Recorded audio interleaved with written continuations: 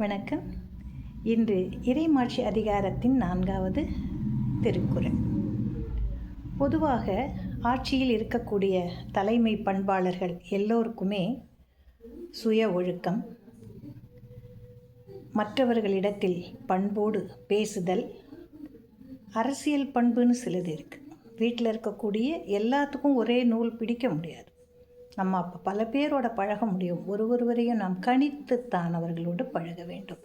ஆக அந்த மாதிரி பண்புகள், நல்ல பண்புகளை குடிமக்களுக்கு வலியுறுத்தி கூறுதல், அப்படி நல்லது இல்லாத ஏதாவது ஒரு வந்துருச்சுன்னா அதை நீக்கி விடுதல், இது எல்லாமே அவர்களுக்கு மிகச்சிறந்த பண்பினை கொடுக்கறதுனால அவர்கள் பொறுப்பு மிக்கவர்களாக ஆவார்கள்.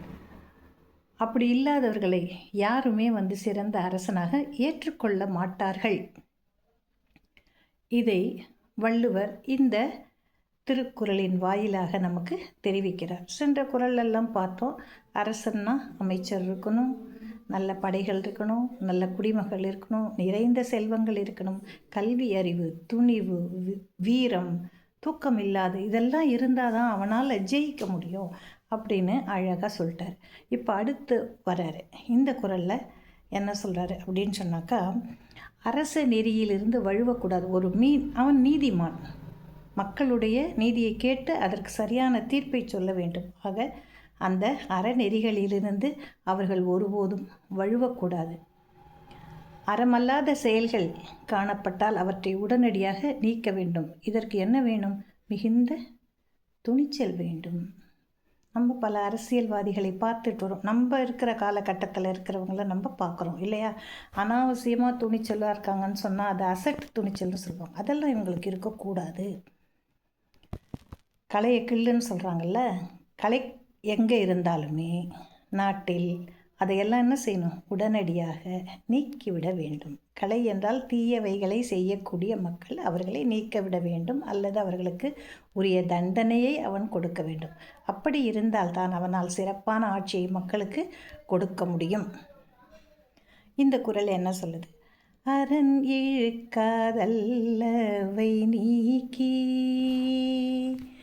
அறநிழுக்காதல்லவை நீக்கி, மரநிழுக்கமானம் உடையதரசு, மரநிழுக்கமானம் உடையதரசு, அறநிழுக்காதல்லவை நீக்கி, மரநிழுக்கமானம் உடையதரசு.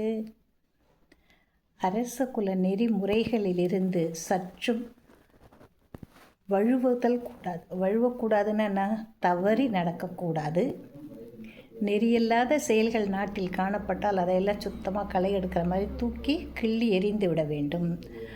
தன்னுடைய மரத்தன்மைனா வீரம் வெளிப்படுத்துதல் மிகவும் அவசியம். ஒரு செயலை செய்யும் பொழுது பல்வேறு அரசியலில் காலகட்டங்களில் பார்த்தோன்னாக்கா, நல்லதுன்னு அவர்கள் எடுத்து முடிவெடுக்கும் போது பொதுமக்களை எதிர்ப்பாங்க. என்னன்னு தெரியாது, ஏன்னா அவர்கள் அப்படி பழகி இருப்பார்கள், எதிர்ப்பாங்க, காரணம் தெரியாது. ஆனால் அந்த நிலையில் இருக்கக்கூடிய தலைமை பண்புடையவர்களுக்கு இதெல்லாம் எதிர்ப்புகள் வரத்தான் செய்யும். அவற்றை துணிந்து நாம் என்ன செய்ய வேண்டும்? முறியடித்து நல்லவற்றை மக்களுக்கு தர வேண்டும் என்ற அந்த துணிவு, அதுதான் வேணும். இதையே தான் இந்த திருக்குறள் நமக்கு எடுத்து கூறுகிறது. இந்த திருக்குறளில் என்ன சொல்லியிருக்கிறாங்க? அறநிழுக்காது அல்லவை நீக்கி, அறச்செயல்களிலிருந்து மாறி இருக்கக்கூடிய தேவையில்லாத வீண் பண்புகள் இருந்தால் அதை சமுதாயத்திலிருந்து நீக்கிவிட வேண்டும். அறநெறி தவறாமல் அவன் வாழ வேண்டும். அவற்றை மேற்கொள்வதற்குரிய சரியான துணிச்சலும் அவனிடத்தில் இருந்தால் அவனே சிறந்த அரசன். நன்றி. அடுத்த குறளில் நாளை நாம் சந்திக்கலாம்.